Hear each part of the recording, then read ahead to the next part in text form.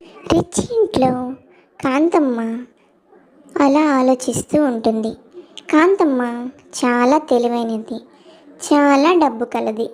కానీ కాంతమ్మకి ఒక్కటే దిగులు.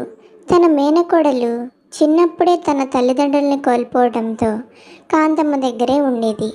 ఆ మేనకోడల్ని తన కొడుక్కిచ్చి ఎలా పెళ్లి చేయాలా అని ఆలోచిస్తూ ఉంటుంది కాంతమ్మ. ఆ ఒక్క విషయంలో తప్ప మిగతా అన్ని విషయాల్లో కాంతమ్మ చాలా ఖచ్చితంగా ఉంటుంది. గడసరి మనిషి. కాంతమ్మ మేనకోడలు రాధ. రాధ చిన్నప్పుడే తన తల్లిదండ్రులు చనిపోవడంతో మేనత్త అయిన కాంతమ్మ ఇంట్లో ఉంటుంది. రాధకి చదువు అంతగా అబ్బలేదు. పల్లెటూరి వాతావరణం నుంచి రావడంతో తను ఎప్పుడూ పల్లెటూరి అలాగే పనులు చేస్తూ ఉంటుంది. రాధ ఎప్పుడూ ఒకటే దిగులు పడుతుంది. అత్తయ్య నన్ను ఇంత బాగా చూసుకుంటుంది, కానీ బావ మాత్రం నన్ను పెళ్లి చేసుకోను అంటున్నాడు. ఎప్పుడు పల్లెటూరు దానివి, జిడ్డు మొహం, ఈ చదువురాని మొద్దు నాకొద్దు అంటూ ఉంటాడు. నేనెంత చెప్పినా అత్తయ్య మాత్రం నా మాట వినటం లేదు. నువ్వు బావని పెళ్లి చేసుకోవాల్సిందే అంటుంది. ఇష్టం లేని పెళ్లి ఎలా చేసుకోవాలి? ఇంకా మరోపక్క కాంతమ్మ కొడుకు రామ్. రామ్ కూడా ఇలా ఆలోచిస్తూ ఉంటాడు. ఈ అమ్మేంటో ఆ పల్లెటూరి జిడ్డు మొహాన్ని తెచ్చి నాకంటగట్టాలి అనుకుంటుంది. నాకేమో ఈ రోజుల్లో మోడ్రన్గా ఉండే అమ్మాయిలంటే ఇష్టం. పెళ్ళి అనేది ఏమన్నా చిన్న విషయం అనుకుంటుందో ఏంటో. ఈయన ఇంత డబ్బుండి, ఇంత ఆస్తి ఉండి, ఇంత అందంగా ఉండి, ఆఫ్టర్ ఆల్ ఆ పల్లెటూరి జిడ్డు మొహాన్ని చేసుకోవడం ఏంటి? దానికి సరిగ్గా సంతకం పెట్టడం కూడా రాదు. దాన్ని నేను చచ్చినా పెళ్లి చేసుకోను. ఈ విషయంలో మాత్రం ఆ దేవుడు దిగొచ్చి చెప్పినా వినను. ఇంత డబ్బున్న నేను ఏ రిచ్ ఇంటి అమ్మాయినో పెళ్లి చేసుకోవాలి, కానీ ఆ జిడ్డు మొహాన్ని పెళ్లి చేసుకుంటే ఓ మై గాడ్, నా లైఫ్ మొత్తం జిడ్డుగానే తయారవుతుంది. ఈ విషయాన్ని ఎలాగైనా అమ్మకి చెప్పాలి అనుకుంటూ ఉంటాడు. రామ్ కాలేజీలో చదువుకుంటూ ఉంటాడు. ఇదే విషయాన్ని తన తల్లితో తేల్చి చెప్పాలని తల్లి కాంతమ్మ దగ్గరికి వెళ్తాడు. అమ్మా, నాకు మాత్రం ఆ రాధని పెళ్లి చేసుకోవడం అస్సలు ఇష్టం లేదమ్మా. కావాలంటే నువ్వెంత డబ్బు ఇచ్చైనా సరే ఆ రాధకి పెళ్లి చేసేసాయి, దానికి నేనేం మాట్లాడను. కానీ ఆ చదువురాని మొద్దుని, ఆ జిడ్డు మొహాన్ని పెళ్లి చేసుకోవడం మాత్రం నాకు రాదు. కాఫీ అడిగితే టీ ఇస్తుంది, టీ అడిగితే కాఫీ ఇస్తుంది.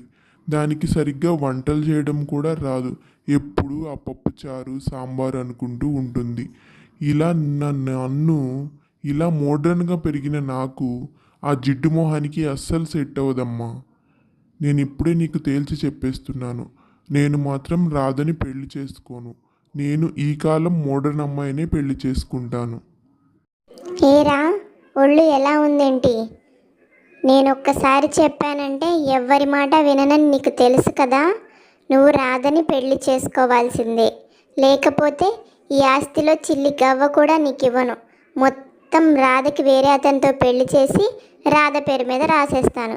అలా నీకు ఇష్టమైతే నువ్వేం రాధని పెళ్లి చేసుకొని అవసరం లేదు.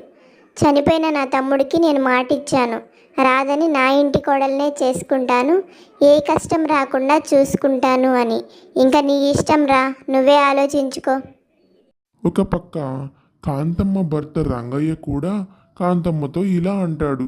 ఏమే కాంతం, అబ్బాయికి ఇష్టం లేదంటున్నాడు కావే. మనకి ఒక్కగానొక్క కొడుకే కదా, వాడిష్ట ప్రకారమే కానివ్వే. వాడికి ఇష్టమైన అమ్మాయినిచ్చి వాడికి పెళ్లి చెయ్యి. రాధకి కూడా ఒక మంచి సంబంధం చూసి రాధకి పెళ్లి చెయ్యి. ఇద్దరి జీవితాలు బాగుంటాయే. ఇష్టం లేని పెళ్లి చేస్తే ఆ కాపురాలు నిలబడవు. అర్థం చేసుకో. తర్వాతైనా నువ్వే బాధపడతావు. నువ్వు నేను ఎంతకాలం ఉంటామే కాంతం.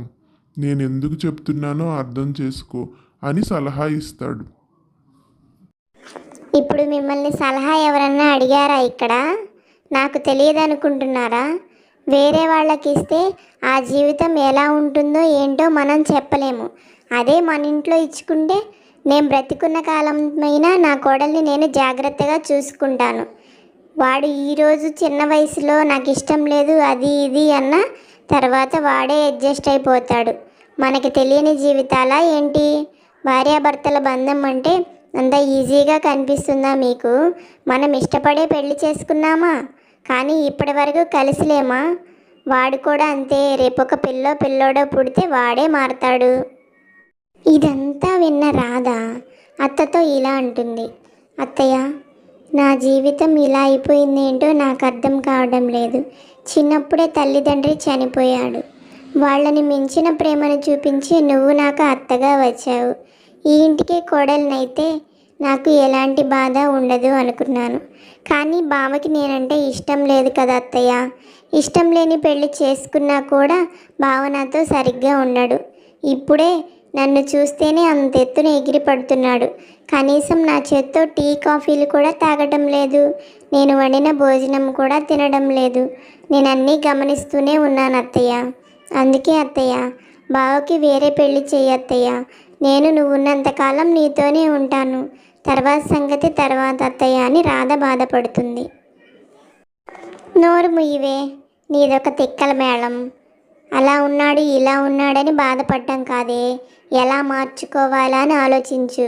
ఎప్పుడు ఈ వంటగదిలో పడి జిడ్డు మొహం వేసుకొని ఉంటే ఎవడే నిన్ను చూస్తాడు? అయినా మనకి వంట పని చేయడానికి పని వాళ్ళు ఉన్నారు కదా. నువ్వు కూడా చిన్నగా అందంగా ఉండటం, రెడీ అవ్వటం, బావని మంచి చేసుకోవటం, ఎప్పుడు బావ చుట్టే తిరగడం, ఇలాంటివి నేర్చుకుంటే వాడు కూడా ఏమన్నా నిన్ను చూస్తాడు, నిన్ను ఇష్టపడతాడు. నువ్వెప్పుడు జిడ్డు మొహం వేసుకొని ఈ వంటగదిలో ఉంటే వాడన్న మాటలో తప్పేముందే? నువ్వలా నోరు మూసుకొని ఉండు. పెళ్ళైతే వాడే మారతాడు. అర్థమైందా? ఏం ఆలోచించకు. కొద్ది రోజులకి కాంతమ్మ రామ్తో ఇలా అంటుంది. రే, 10 రోజుల్లో మీ పెళ్ళికి ముహూర్తం పెట్టాను. నీకు ఆస్తి కావాలా, రాధని పెళ్లి చేసుకుంటావా? ఈ 2 విషయాలు తేల్చుకొని ఏ సంగతి చెప్పు. లేదా రాధకి వేరే అబ్బాయినిచ్చి పెళ్లి చేసి ఆస్తి రాసేస్తాను. ఎందుకంటే ఇది మీ నాన్న నేను కష్టపడి సంపాదించిన ఆస్తి. మాకేమీ తాతల కాలం నుంచి వచ్చిన ఆస్తి కాదు నీకు హక్కు ఉండడానికి అని చెప్పడంతో రామ్ కూడా సైలెంట్గా ఉండిపోతాడు. అనుకున్నట్టుగానే కాంతమ్మ రామ్కి ఇంకా రాధాకి పెళ్లి చేస్తుంది. రామ్ ఇలా అడుగుతాడు. అమ్మా, ఇప్పుడు నీకు ప్రశాంతంగా ఉందా? నువ్వు కోరినట్టే నీ మేనకోడల్ని నేను పెళ్లి చేసుకున్నాను. ఇప్పటికైనా సరే ఆస్తి నా పేరు మీద రాయి అని అడుగుతాడు. దానికి కాంతమ్మ, ఇప్పుడే కాదురా, ఒక పిల్లోడో పుట్టిన తర్వాత ఆస్తి మీ పేరు మీద రాస్తాను అని చెప్తుంది. ఇది ఇవాల్టి కథ.